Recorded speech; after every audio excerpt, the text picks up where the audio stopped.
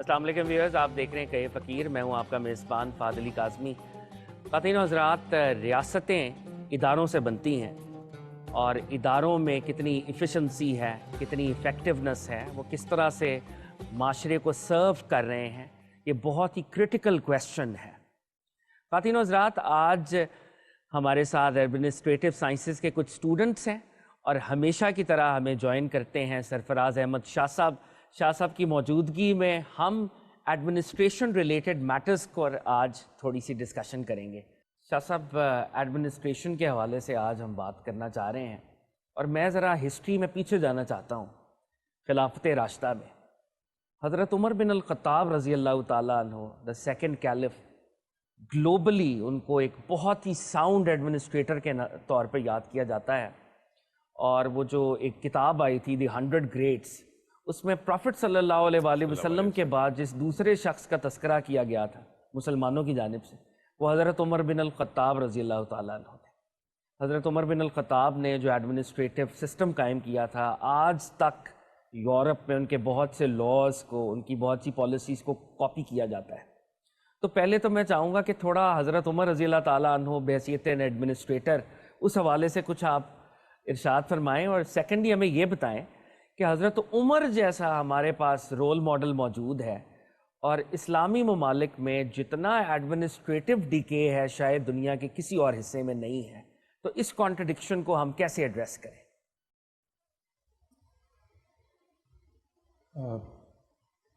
Administration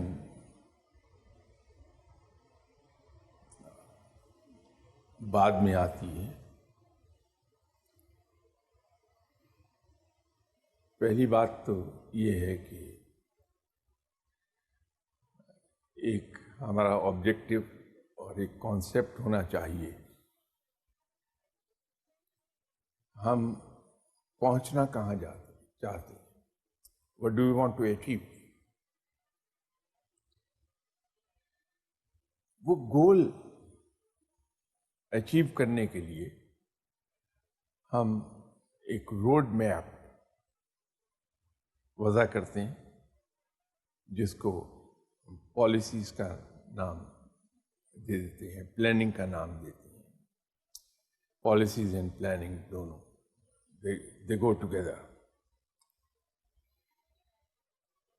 اس کے بعد جو ہم پھر چیزوں کو ایڈمنسٹر کرتے ہیں، وہ ایڈمنسٹریٹو سائنس ہے۔ اگر ہم نے لیک کر لیا صرف اس چیز میں کہ اپنا گول سیٹ نہیں کیا، تو ہم روڈ میپ کیا ورک آؤٹ کریں گے، اس روڈ میپ پر چلنے کے لیے ہم پالیسیز کیا بنائیں گے، وہ پھر ممکن نہیں رہتا۔ اگر ہم جناب حضرت عمر رضی اللہ تعالیٰ عنہ کے دور کو اس اینگل سے اسٹڈی کریں کہ وہ as a ruler, as an administrator, ان کو کس چیز نے بہت زیادہ کامیاب کر دیا، اتنا کہ وہ ایک ایگزامپل کوٹ ہوتے ہیں ایک اچھی ایڈمنسٹریشن کی، اور رزلٹ جلد سے جلد پروڈیوس کرنے کی۔ تو وہاں ہمیں دو تین چیزیں دکھائی دیتی ہیں۔ جناب حضرت عمر رضی اللہ تعالیٰ عنہ نے اگرچہ ایسا کہا تو نہیں کہیں، لیکن ان کے جو ایکشنز تھے اس سے ایک اندازہ ضرور ہوتا ہے کہ ان کے ذہن میں ایک ویلفیئر اسٹیٹ کا کانسیپٹ تھا کہ ہمیں ریاست مدینہ کو ایک ویلفیئر اسٹیٹ بنانا ہے۔ اس کے لیے انہوں نے مختلف پالیسیز وضع کی اور پھر ان پر in true letter and spirit ان پالیسیز کو فالو بھی کیا ہے۔ ایک اور جو جناب حضرت عمر رضی اللہ تعالیٰ عنہ کی پرسنالٹی کی ایک نمایاں کیریکٹرسٹک ہے، وہ ہے ان کی مین مینجمنٹ کا پہلو۔ مین مینجمنٹ بذات خود ایک بہت بڑا سبجیکٹ ہے اور انتہائی اہم۔ آپ دیکھیے جہاں مین مینجمنٹ بہت اچھی ہے وہ ادارے بینکرپسی کے لیول سے اٹھ کر اوپر چلے جاتے ہیں۔ اس مین مینجمنٹ میں ایک چیز دکھائی دیتی ہے کہ جناب حضرت عمر رضی اللہ تعالیٰ عنہ نے ایک چیز ڈیمونسٹریٹ کی کہ ہر آدمی کے ساتھ یکساں سلوک ہوتا ہے۔ وہاں یہ نہیں ہو سکتا کہ اگر ایک قصور میں نے کیا ہے تو چونکہ میں ان کا عزیز ہوں، رشتہ دار ہوں یا دوست ہوں تو اس سے صرف نظر ہو جائے گا، یا ایک آدمی اگر مخالف ہے، اس نے اچھا کام کیا ہے تو اس کو ریوارڈ نہیں ملے گا۔ یہ چیز ڈیمونسٹریٹ کی ہے جناب حضرت عمر رضی اللہ تعالیٰ عنہ نے کہ مین مینجمنٹ کی بنیادی نقطوں میں سے ایک نقطہ یہ ہے کہ آپ کے ماتحت کام کرنے والے جتنے بھی لوگ ہیں انہیں اس چیز کا پختہ یقین ہونا چاہیے کہ ان کے ساتھ ناانصافی نہیں ہوگی۔ یہی وجہ ہے کہ ان کے یہاں ایک گولڈن پرنسپل کام کرتا دکھائی دیتا ہے ان کی خلافت کے پورے زمانے میں، کہ کسی کی غلطی ان نوٹسڈ نہیں گئی ہے، کسی کی بھی غلطی اور کوتاہی ایسی نہیں ہے جس پہ پنشمنٹ نہ ہوئی ہو، چاہے ان کا اپنا سگا بیٹا کیوں نہ ہو۔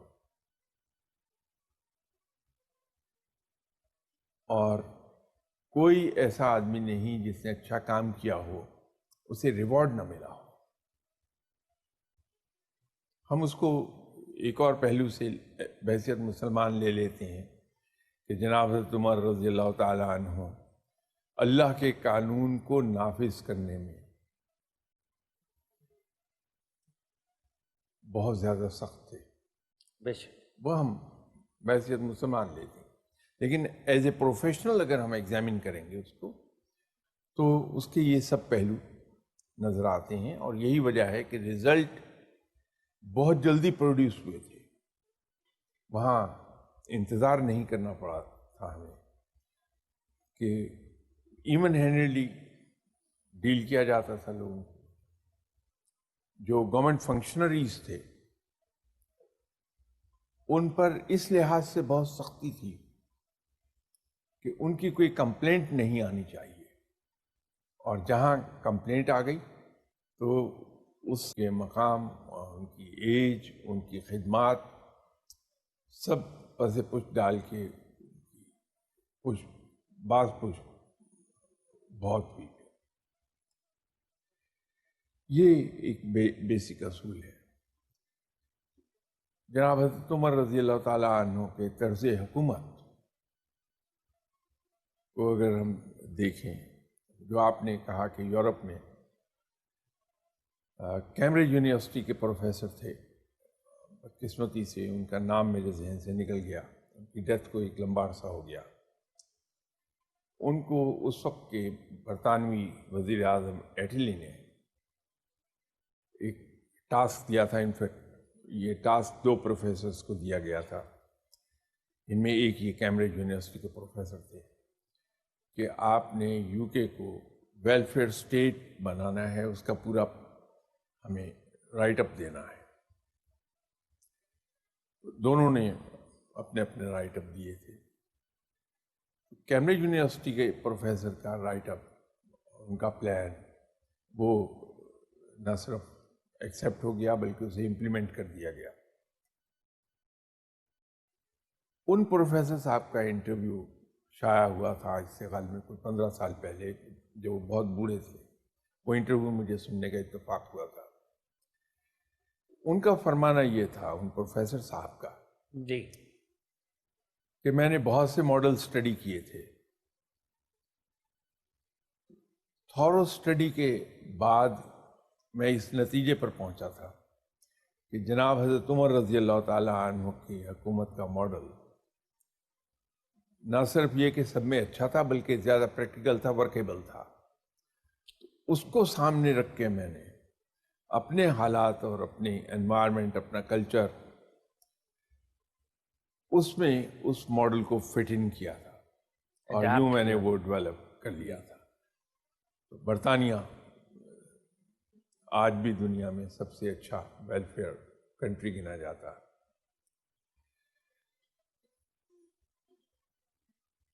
اگر اس ماڈل کو ہم سامنے رکھ لیں تو پاکستان کے اندر جو سب سے بڑی خامی نظر آتی ہے ہمارے یہاں، وہ یہ نظر آتی ہے کہ ہم فار ون ریزن اور دی ادر ایک ایون ہینڈیڈ سلوک نہیں کر پا رہے سب کے ساتھ. کہیں رشتہ داریاں ہماری آڑے آتی ہیں، کہیں کوئی اور مفاد آڑے آ جاتا ہے. حضرت عمر رضی اللہ تعالیٰ عنہ ٹرانسفر اور پوسٹنگ پر بڑا یقین رکھتے تھے. آپ کسی بھی گورنر کو ایک آپ نے ٹرم مخصوص کی ہوئی تھی، اس سے زیادہ اس کو اس علاقے میں نہیں رہنے دیتے تھے بلکہ اس کو واپس بلا لیتے تھے. فوج کے جو کمانڈرز تھے، جنرلز تھے، ان کی بھی ایک مخصوص ٹرم تھی. تو یہ حضرت عمر کیوں کرتے تھے؟ وہ لمبے دور کے لیے کیوں گورنر کو ایک جگہ نہیں رکھتے تھے؟ یہ بڑے مشہور ہیں حضرت عمر رضی اللہ تعالیٰ عنہ کہ وہ کوئکلی ایک ٹرم کے بعد وہ چینج کرتے تھے، نیا بندہ لے کے آتے تھے. کوئکلی تو نہیں اسے ہم کہہ سکیں گے، تو ریلیٹیولی ایک ٹرم تھی، سال 2 سال. یس، ایک سرٹن پیریڈ سے زیادہ جی وہ ایک گورنمنٹ فنکشنری کو ایک ہی جگہ رہنے نہیں دیتے تھے. اس کے پیچھے بہت بڑی وزڈم ہے. اس میں ایک تو سائیکولوجیکل ریزن ہے اس کا کہ اگر میں ایک سیٹ پر بیٹھا ہوا کام کر رہا ہوں، مجھے اپنے کام میں خامیاں نظر نہیں آ سکتی ہیں. جب میں کسی چیز کا عادی ہو جاؤں گا تو میرے اندر سم ایلیمنٹ آف کیئر لیسنس ضرور آ جائے گا. ایک چیز کمال کی ہے اور اس کو جب میں نے ایگزامن کیا تو پتہ یہ چلا کہ بہت کام کی بات ہے. ایک صاحب تھے جو اس بات پہ زور دیتے تھے کہ بھلے آپ کو حفظ ہوں سب قرآن پاک کی صورتیں، پورا قرآن پاک حفظ ہو، لیکن بغیر دیکھے کبھی نہ پڑھیے. اچھا، قرآن پاک کو دیکھ کے پڑھیے. تو ریزن انہوں نے یہ دیا کہ جب آپ کو قرآن پاک حفظ ہے اور آپ روٹین میں اسے پڑھتے ہیں، جیسے صبح شام ہر مسلمان قرآن پاک کی تلاوت کرتا ہے، تو جب ہم اس کو زبانی حفظ کیا ہوا پڑھ رہے ہیں بغیر دیکھے، تو کچھ عرصے کے بعد ہمارے اندر ایک ٹینڈنسی آتی ہے کہ ہم اس کو ایک فلو میں پڑھتے ہیں تیزی کے ساتھ. یا تو الفاظ کو ہم اومٹ کرنے لگتے ہیں، درمیان میں سے اومٹ ہو جائیں گے، یا پورے الفاظ ادا نہیں کریں گے ہم، یا غلطی کر جائیں گے. یہ واقعی سچ نکلی یہ بات.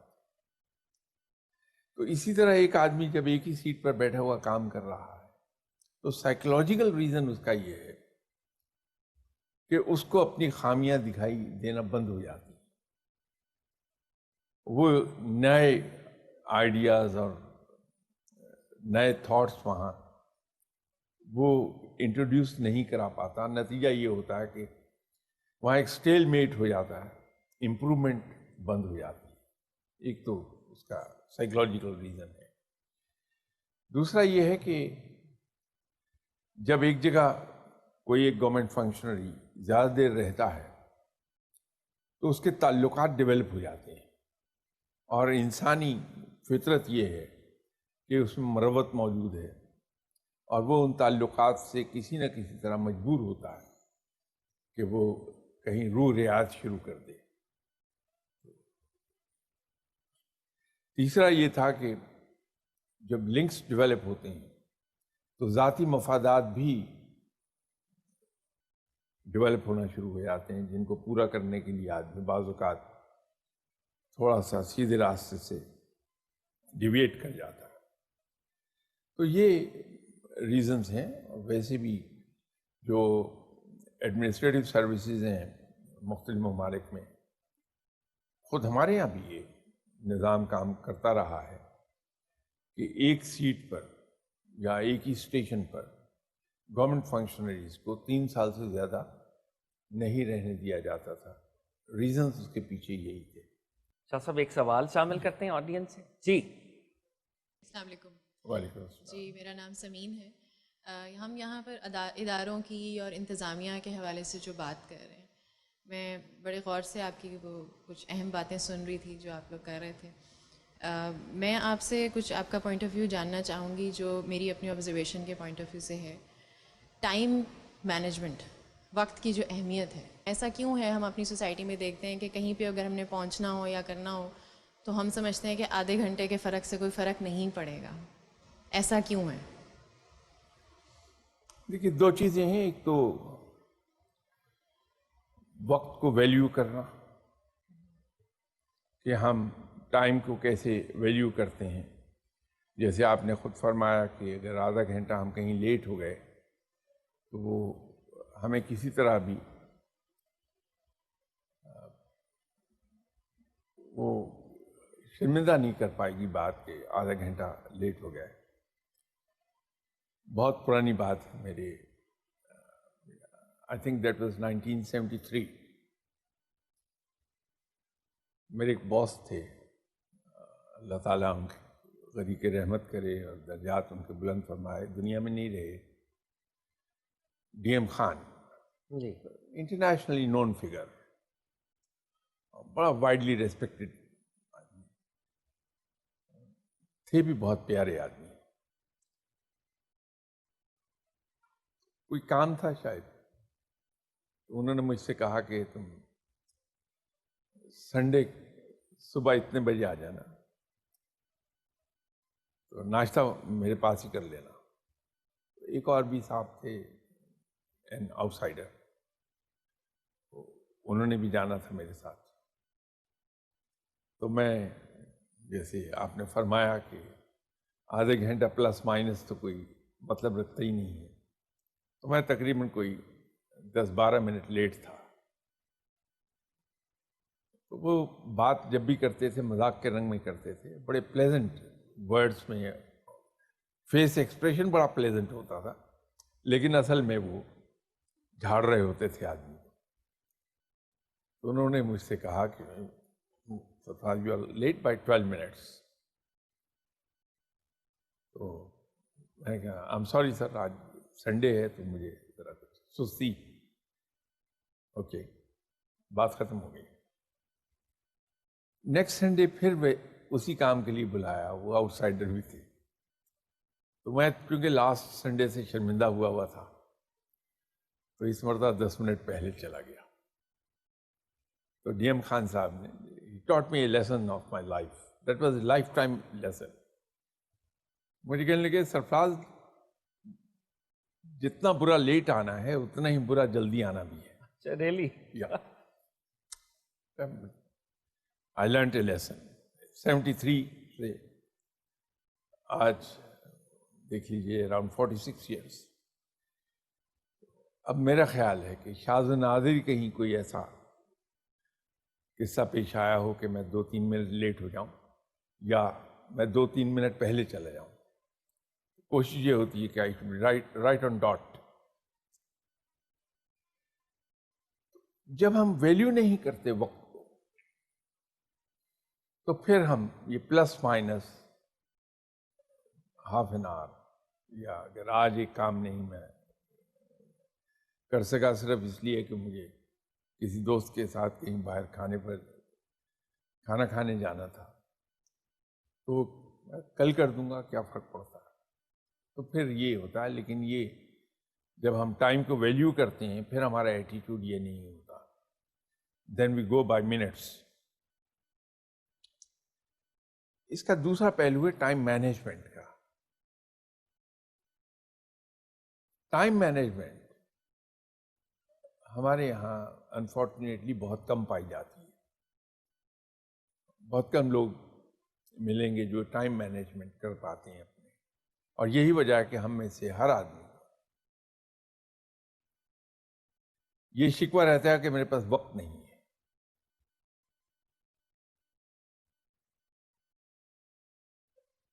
وہ مسئلہ وقت کے نہ ہونے کا نہیں ہے. مسئلہ ٹائم مینجمنٹ کا ہے کہ ہم اپنے ٹائم کو مینج نہیں کر پا رہے. لیکن یہ چیزیں آج اگر اس عمر میں when I'm 75 تو 75 ایئرس کی ایج میں جا کے میں سیکھنے کی کوشش کروں گا. حالانکہ سیکھنا تو چاہیے کہ سیکھنے کا عمل قبر تک جاری رہتا ہے. لیکن عادتیں پختہ ہو جاتی ہیں تو سیکھنا مشکل ہو جاتا ہے.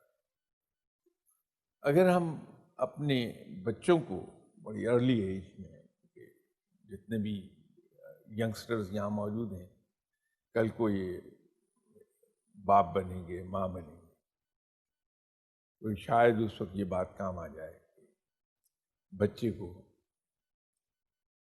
پہلے دن سے ہی ہم ایک ٹائم ٹیبل کا پابند کرنا شروع کر دیں. لیکن اس کو پاکستانی پیرنٹس کے انداز میں نہیں کہ ڈنڈا ہر کام کا حل ہے ہمارے یہاں، بلکہ بچے کے سامنے ہمیں ڈیمونسٹریٹ کرنا پڑے گا اپنے اوپر وہ پابندی ٹائم ٹیبل کی لاگو کر کے. تو جب ہمیں بچہ اس ٹائم ٹیبل کا پابند دیکھے گا اور اپنے ٹائم کو مینیج کرتے ہوئے دیکھے گا، ایک بڑا اسٹرکٹلی وہ ڈسپلن ہم نے اپنے اوپر لاگو کیا ہوا ہے، تو از خود سیکھنا شروع کر دے گا. اور جہاں وہ تھوڑا سا بھی پاؤں اس کا سلپ ہوتا ہے لیفٹ اور رائٹ، تو ہم اس کو بڑا پولائٹلی کہہ دیتے ہیں. تو وہاں سے یہ چیزیں انسٹل ہونی شروع ہو جاتی ہیں ہمارے اندر، اور پھر ہم ٹائم کو ویلیو بھی کرتے ہیں اور ٹائم کو مینیج بھی کرتے ہیں. شہروں میں ایٹ ٹائمز ہم یہ دیکھتے ہیں کہ وقت میں اتنی برکت نہیں رہی. اگر آج بھی ہم دیہاتوں میں چلے جائیں، ہم سیل فون بند کر دیں، اپنے لیپ ٹاپس کو بند کر دیں اور ایک دن گزاریں، تو لگتا ہے کہ جیسے ٹائم کے دامن میں بڑی وسعت آ گئی ہے. ابھی صرف 10 ہی بجے ہیں، ابھی 12 نہیں بجے، ابھی لنچ میں اتنے گھنٹے ہیں. اسی طرح اگر ہم کبھی موقع ملے عمرہ کرنے جائیں یا کسی اور عبادت پہ جائیں تو وہاں بھی ہمیں یہ فیلنگ آتی ہے کہ وقت کا دامن بڑا وسیع ہے. تو یہ شہروں میں ہماری ورک لائف روٹین میں وقت ہمیں تنگ محسوس ہوتا ہے، دیہاتوں میں یا عبادت کی جگہوں پہ ہمیں وقت کے دامن میں وسعت نظر آتی ہے. اس کی کیا وجہ ہے شاہ صاحب؟ ایک تو بڑی سمپل چیز ہے کہ شہروں میں ہمارے پاس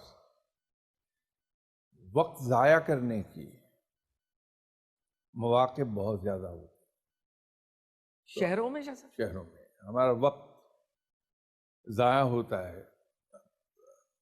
اگر صبح میں ٹی وی دیکھ رہا ہوں ناشتہ کرتے ہوئے، دونوں نقصان میرے ہو رہے ہوں گے جن کو میں ریئلائز نہیں کروں گا. ایک تو جو ناشتہ میں 10 منٹ میں کر کے فارغ ہو سکتا تھا، اب میرا دھیان 2 جگہوں پہ بٹا ہوا ہے. اور تیسرا کسی سے بات بھی کر رہا ہوں گا جو ڈائننگ ٹیبل پہ بیٹھا ہے میرے ساتھ بریک فاسٹ ٹیبل پہ، ان سے بات بھی کر رہا ہوں گا. تو 3 جگہوں پہ میرا دماغ پھنسا ہوا ہے. تو تینوں کام میں ٹھیک نہیں کر پاؤں گا. اس میں ناشتہ میرا جو 10 منٹ میں ہو جانا چاہیے، it might take about 15-20 minutes. جو ٹی وی پر خبریں سن رہا ہوں یا کوئی پروگرام دیکھ رہا ہوں، وہ بھی آدھا مجھے سمجھ آ رہا ہے، آدھا نہیں آ رہا کہ دماغ دوسری جگہ پھنسا ہے. جن صاحب سے میں گفتگو کر رہا ہوں ان سے بھی میں گفتگو پورے انداز میں نہیں کر پاؤں گا. یہ شہروں میں ہمیں یہ لگژری حاصل ہے کہ ہم اپنا وقت اس طرح سے ضائع کر رہے جہاں ہمیں خود پتہ بھی نہیں چلتا. گاؤں میں آپ دیکھیے جب کسان ہل چلانے کا زمانہ ہوتا ہے تو وہ فجر کی نماز پڑھ کے زمین پر چلا جاتا ہے اور ہل چلاتے ہوئے وہ گپ شپ نہیں کر رہا ہوتا، پوری توجہ سے صرف ہل چلاتا ہے. وہاں وہ مینٹلی کنیکٹڈ ہوتا ہے بیلوں کے ساتھ جن کے ذریعے ہل چلا رہا ہے. اور اگر ٹریکٹر ہے تو وہ زمین کو کس طریقے سے وہ اس کو پھاڑ رہا ہے اس پر اس کی توجہ ہوگی. وہاں بغیر ان نوئنگلی انہوں نے اپنے وقت کو تقسیم کیا ہوا ہے کہ کھیتی باڑی کے بعد وہ گھر جا کے نہائے گا، دھوئے گا، کھانا وانا کھائے گا، اس کے بعد جا کے وہ بیٹھ جائے گا پنڈال میں. وہاں گاؤں کے دوسرے لوگ آ جائیں گے فارغ ہو کے، وہ گپ شپ مارتا ہے، رات کو 9 بجے اٹھتا ہے اور جا کے گھر سو جاتا ہے اگلے دن سے. تو ٹائم مینجمنٹ ہے وہاں، وہ ان نوئنگلی اس نے کی ہوئی ہے، وقت ضائع نہیں کرتا. ہمارے پاس موقع زیادہ ہیں. کوئی بھی ہم میں سے، میں بھی اگر آج بیٹھ کر رات کو یہ کروں کہ میں صبح جب اٹھا تھا اس وقت سے لے کے اب تک میں نے کیا کیا کیا، اپنا وقت کہاں کہاں صرف کیا، وہ میں پاکٹس کاغذ پر لے آؤں تو مجھے احساس یہ ہوگا کہ 50% وقت تو میں ضائع کر کے آیا. یوں ہمیں لگتا ہے کہ شاید وقت میں شہروں میں برکت ہی نہیں رہی. شاہ صاحب ایک سوال اور شامل ہم آڈینس سے کرتے ہیں. جی السلام علیکم. وعلیکم السلام. میرا نام نمرا ہے اور میرا سوال آپ سے یہ ہے کہ انسان بہت سی ایسی عادتیں بچپن میں سیکھ جاتا ہے، جیسے کہ ضد کرنا، جیلس ہونا، دوسروں سے جلنا. ان بری عادتوں کو انسان پھر پوری زندگی بڑھاپے تک اپنا ہمراہی بنا لیتا ہے. تو ان کو کس طرح سے اوور کم کیا جا سکتا ہے، کیسے ختم کیا جا سکتا ہے؟ اس میں 2-3 چیزیں آ جائیں گی. ایک تو یہ ہے کہ ہم لوگ بلیو کرتے ہیں بچے کو تھرو ایڈوائس سکھانے میں اور ان کو ٹرین کرنے میں. ہمارے پاس سوائے اس کی کہ ہم ہر 2 منٹ کے بعد بچے کو ایک ایڈوائس ڈش آؤٹ کر دیں اور کوئی میتھڈ نہیں ہے. اور جب وہ ہماری ایڈوائس پہ عمل کرتا ہوا ہمیں دکھائی نہ دے تو اس کو پھر سختی سے سرزنش اس کی کر دی جائے. ایک تو اس کانسیپٹ کا ٹھیک ہونا ضروری ہے کہ ہمیں یہ سمجھ آ جانی چاہیے. اگر اپنے بچپن کو ہم دیکھیں، اس کو اینالائز کریں بیٹھ کے، تو ایک نتیجے پر ہم پہنچتے ہیں کہ بتایا ہمیں سب کچھ گیا تھا لیکن ہم سیکھ نہیں سکے. لیکن اگر ماں باپ سمجھدار ہیں اور وہ اس بات کو جانتے ہیں کہ بچے کہنے سے نہیں سیکھتے بلکہ دیکھنے سے سیکھتے ہیں. Learning through example, personal example. آپ کو پرسنل ایگزامپل سیٹ کرنا ہے گھر کے اندر. جیسے میں اپنے بچے کو سبق دیتا ہوں کہ بیٹا آپ، دیانت بڑی اچھی چیز ہے، آپ ہمیشہ دیانتداری سے چلیے. اتنی دیر میں کال بیل بجتی ہے تو پتہ یہ لگتا ہے کہ صاحب ایک میٹر ریڈر صاحب وہاں کھڑے ہیں اور وہ کہہ رہا کہ جی हिसाब से कई 1 मीटर ही डर आया। तो मैं उसी बच्चे को जिसको दयानतदारी का मैं सरमन दे रहा था, वाज कर रहा था, उसको देता हूँ 1000 रुपये, दे आओ बेटा, इसको दे आओ वरना अगले महीने बिल बहुत आएगा। अब एक तरफ तो उसको मैं वाज के जरिए सिखा रहा हूँ कि दयानतदारी, दूसरी तरफ वो देखता है कि ये तो बिजली चोरी कर रहे हैं, सीखेगा क्या दोनों में से। इसी तरह उसी बच्चे को मैं कहता हूँ, कोई दोस्त आ गए कि जाके बेटा कह दो कि अब्बू घर पे नहीं है। अब मैं लाख उसको ये कहूँ कि झूठ नहीं बोलना, सीखेगा क्या वो। बच्चे की मौजूदगी में मैं और मेरी वाइफ, हम रिश्तेदारों की गीबत कर रहे हैं बैठे हुए, और बच्चे को मैं कह रहा हूँ कि बेटा गीबत करना बहुत बुरी बात है। ये ऐसी एग्जाम्पल्स। तो बच्चा सीखता वो है जो माँ बाप को करते हुए देखता है। हमें उससे इज्तनाब करना चाहिए कि हम बच्चों के सामने ऐसा किरदार पेश कर दें जो जैसा उनको हम कह रहे हैं कि आप ये बनिए।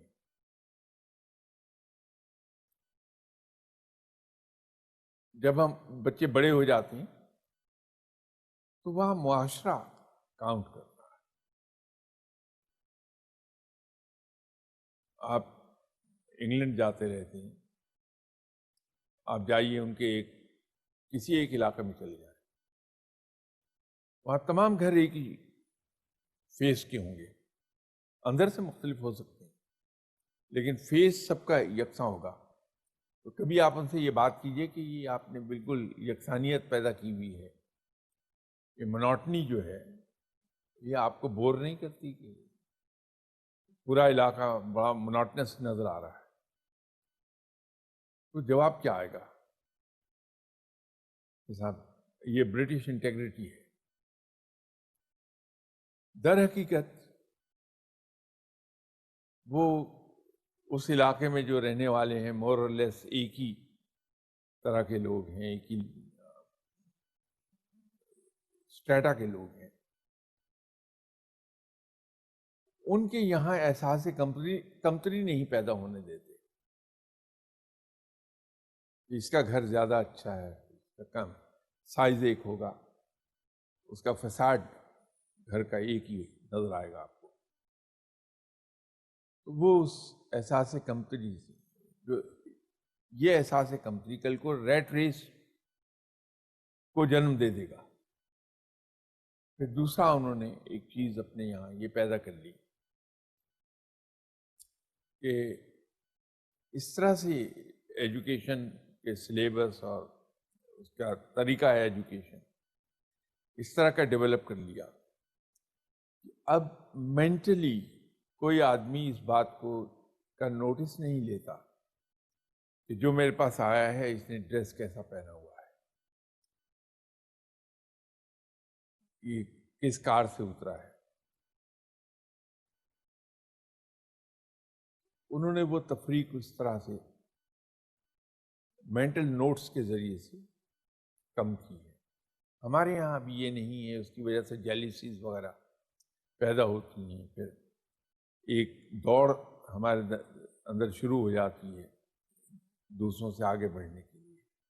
जब इस दौड़ में हम आते हैं तो हम आगे बढ़ने के लिए एल्बो का इस्तेमाल करते हैं।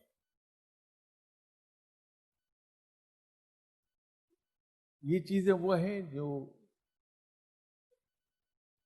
बाकायदा पॉलिसीज बनाई जाती हैं और लॉन्ग टर्म पॉलिसीज होती हैं कि हम इस कौम को 10 साल के बाद, 15 साल के बाद, 25 साल के बाद कहाँ देखना चाहते हैं। वो गोल जो मैंने शुरू में बात की थी कि गोल हमें सेट करने होते हैं, उसके बगैर नहीं होता। शाह साहब, प्रोग्राम अपने इख्तिताम की जानिब बढ़ रहा है। आपसे गुफ्तगू होती है और वक्त का यकीनी तौर पे पता नहीं चलता। खातीन हज़रात, कहे फ़कीर इस प्रोग्राम का वक्त ख़त्म हुआ चाहता है। अपने मेज़बान फ़ाद अली काज़मी को इजाज़त दीजिए। अगले वीक इसी चैनल इसी वक्त आपसे दोबारा मुलाकात होगी। कीप वॉचिंग कहे फ़कीर।